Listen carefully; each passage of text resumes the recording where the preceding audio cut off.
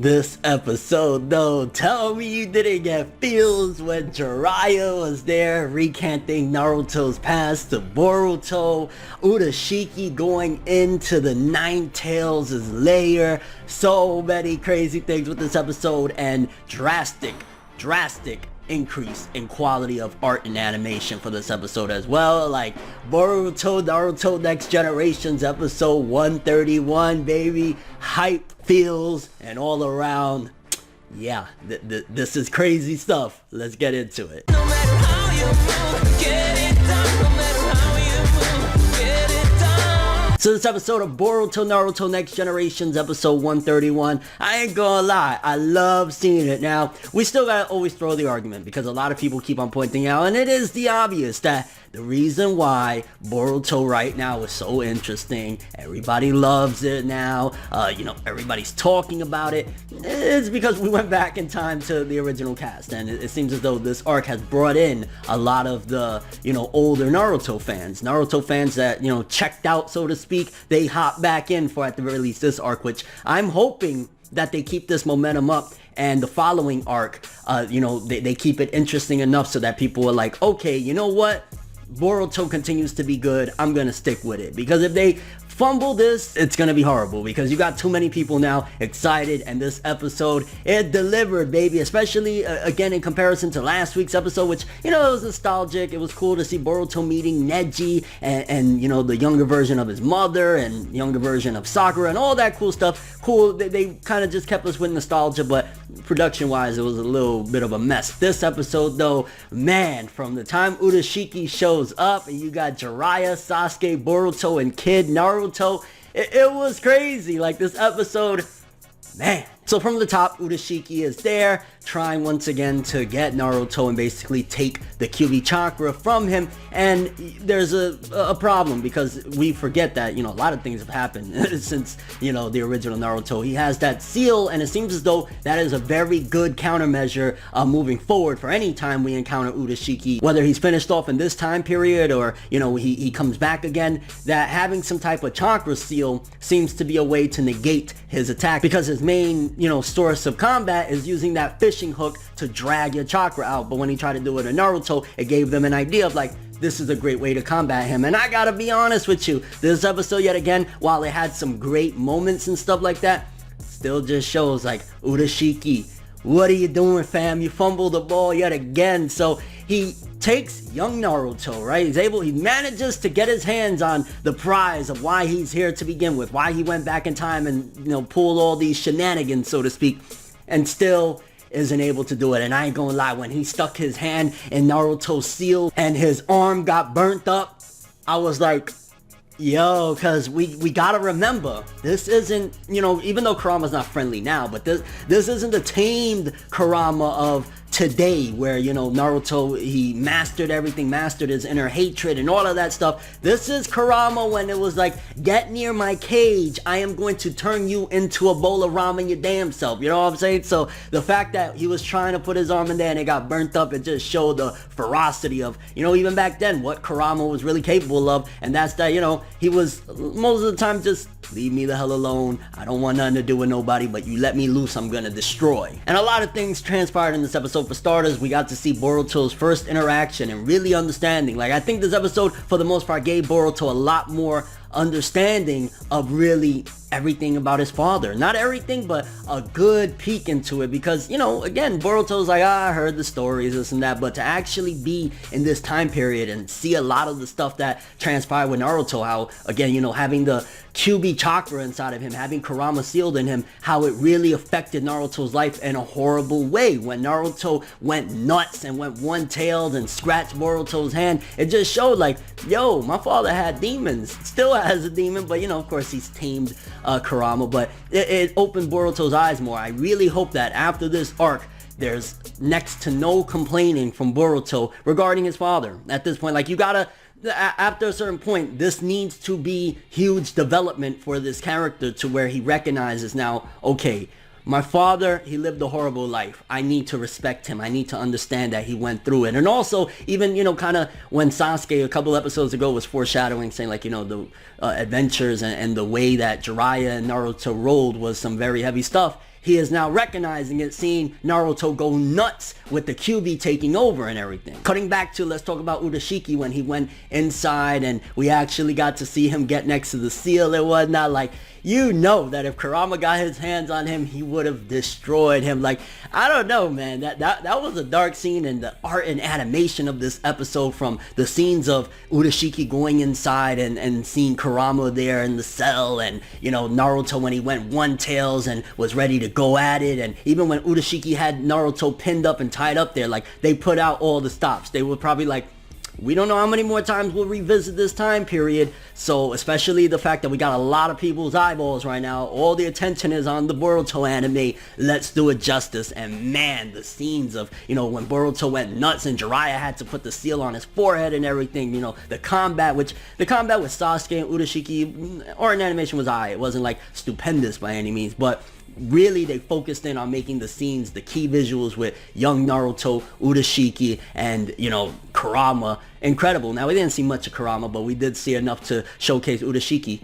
Be afraid, fam. Be very, very afraid. Also, you gotta think, because Jiraiya was already onto them like, y'all not no stage performers. Cut it out. Cut the malarkey, okay? What are you doing? What are you talking about? And when he seen Boruto use the Rasengan, Jiraiya at this point gotta know there's way more to this story than meets the eye. Sasuke gave a little bit of a vague rundown of like, hey, so we knew he was coming here, this villain or whatever, but, you know, still keeping out, hey, we're from the future, fam. But when Jiraiya saw Boruto going in with that Rasengan, I think even Sasuke probably realized, even though he didn't react the way I would have expected, but you blew our cover, fam. Like, in this time period especially, there's not many that have done the Rasengan. In fact, I forget, was it Jiraiya or Minato that created the Rasengan? Regardless, there was very, very few. Naruto was the first in a long time, and he was considered a prodigy for being able to use the Rasengan. So to see Boruto doing it, he got the whiskers, he got the blonde hair. This guy looks like an Uchiha next to him, which Sasuke, with the eye patch, really, fam? Like, what do you think you're doing? But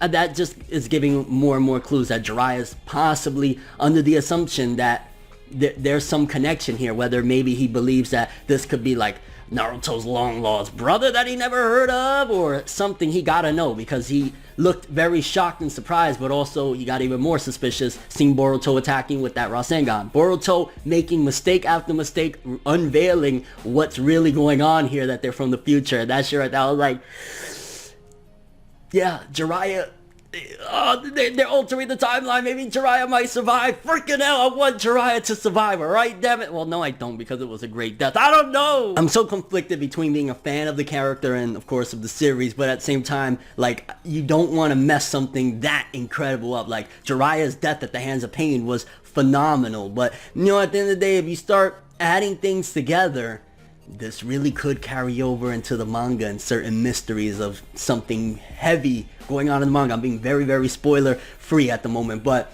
just think about it. If Jiraiya starts to get more and more clues, maybe at some given point Boruto says something very, very blatant, or he's like, yo, tell me everything or it's a wrap. You know what I'm saying? Like, I don't want no more of the lies. Jiraiya could still very well have faked his death, because he knew that that was the only way Naruto was going to reach his goal, or it was going to happen that way, but he could have faked his death. And yeah, he survived the fight with Pain. I don't know, man, but that was like, ah. And honestly, one of the parts of the episode that really just had me in the feels was when Jiraiya had to sit down with Boruto and was really giving him the game of like, yo, Naruto, he had it rough as a kid, lost his parents, was stuck with this curse that the village hated him and treated him like garbage because he had this fox in him, and it wasn't his fault. And you could just see the pain in Boruto's eyes, feeling so bad, like, my God, my father really just had a terrible life. He deserves everything. Like, it also probably gives him, you got to think, some type of admiration and respect, even more than he probably already has for his father, in terms of like, so these same people that treated you like crap, treated you like garbage, you chased after getting that acceptance and you won, and now you're still loving. You didn't let the hate conquer you. You didn't let the fact that, you know, all these people basically bullied you and treated you like trash change you into a bad person. And that's where Boruto's character gets separated from going directly down a path like Sasuke that, you know, ditched the village and everything, which you can see again. Sasuke, he's feeling it, like when he's seen Naruto talking about, I can't get my friend back this way and stuff like that. Yo, you caused this guy that was already in a world of pain his whole life. even more stressed. I would love to see by the end of this arc, Sasuke address some of these things. Like, how does Sasuke feel seeing Naruto still, you know, at this point, while he already had left the village, thinking about him and saying, like, you know, it's my goal, I gotta bring my friend back. Like, I want to see Sasuke's take by the end of all of this on the effects that his actions when he was younger and left had on everybody. Like, how do you feel about that now, fam? That's going to be an interesting conversation that I really hope they don't miss out on, because it could show, again, a little more insight into Sasuke's perspective on this whole scenario. Then the end of the episode, which even makes me question more, like, how much does Jiraiya suspect at this point when he's like, yo, I'll train Boruto too, we can train together. Obviously, a lot of it has to do probably with him knowing about, hey, he knows Rasengan, what the heck is going on. So I think little by little, Jiraiya is starting to piece things together, and as it continues to unfold, Boruto anime, baby, this episode, I gotta say, probably the strongest of all the episodes we've had thus far of this arc at the very least. I know obviously there was a few arcs of, like, you know, some good stuff, especially Boruto, Naruto, the movie stuff, that was great or whatever, but in terms of this arc, I'd probably say that this was the strongest. I mean, Urashiki's encounter with Kurama, Urashiki kidnapping young Naruto, seeing young Naruto snap into One Tails, attacking his future son, Jiraiya and like, so many great moments, honestly. Very, very much so loved this episode. I'm kind of curious though how you guys felt about this one. For starters, how much at this particular point do you think Jiraiya knows? Do you think he already is onto the fact that, like, these people must come from the future or something, considering, again, this kid looks like Naruto, uses Rasengan, he's with this guy that, you know what I mean, it looks like an Uchiha. Like, that the Uchiha had a very distinct look in this series, and Sasuke has that look. You could try and hide it with your eye patch all you want, fam, but that ain't stopping Jiraiya. So how much do you guys think Jiraiya knows at this particular point? Also, well, let me just throw this in there. Urashiki yet again running away. Oh my god, get him out of here. Like, I mean, his eye color kind of caught my eye in this particular one, Urashiki's Rinnegan. So something there, but like, Urashiki, just stop, bro. Like, you couldn't do it again. You couldn't get the chakra from Naruto. You couldn't manage, you know what I'm saying? You got Genins working you. Urashiki. And your overall thoughts on where this is going. Again, next week we're going to get some training, maybe more character development for Boruto, hopefully just understanding Naruto. What do you think Jiraiya is trying to do with having them train together? What do you think, again, what does Jiraiya know? Save Jiraiya! And again, your overall thoughts and expectations for the future of Boruto, Naruto Next Generations with episode 132 and beyond. Man, I ain't gonna lie, I am having so much fun with this arc. I feel as though they could keep it going. Just imagine, let's just say hypothetically speaking that this arc leads into a continuation arc after this one where the timeline is completely changed and they go to the future and maybe Jiraiya stood alive, Naruto never became Hokage or something like that, then they gotta go back in time to switch things up. That would be freaking bananas. I'd love it. I'm here for it, as long as you keep it interesting, fresh, exciting. It's better than what we've had with a good majority of Boruto. So yeah, keep Boruto exciting like this and you got me, fam. I'm gonna keep watching. But that's all I have for this one though. Thanks for watching. Hope you enjoyed. If you liked anything I had to say or enjoyed the video, drop me a like. I'd greatly appreciate it. And if you want more from me, make sure to subscribe. Follow me on Twitter, Instagram. Hit that bell to get all notifications. And if you want to follow any of my other social media, links of course are in the description below. I'm ForneverWorld, and as always, people, have an awesome day. And remember the golden rule: anime and manga for life, boy! Have an awesome day. Peace in, and Boruto anime, keep being hyped like this episode. I can't get in the art, the animation, the feels. Enjoy the next ride, but I was the best ride. But I hope you know that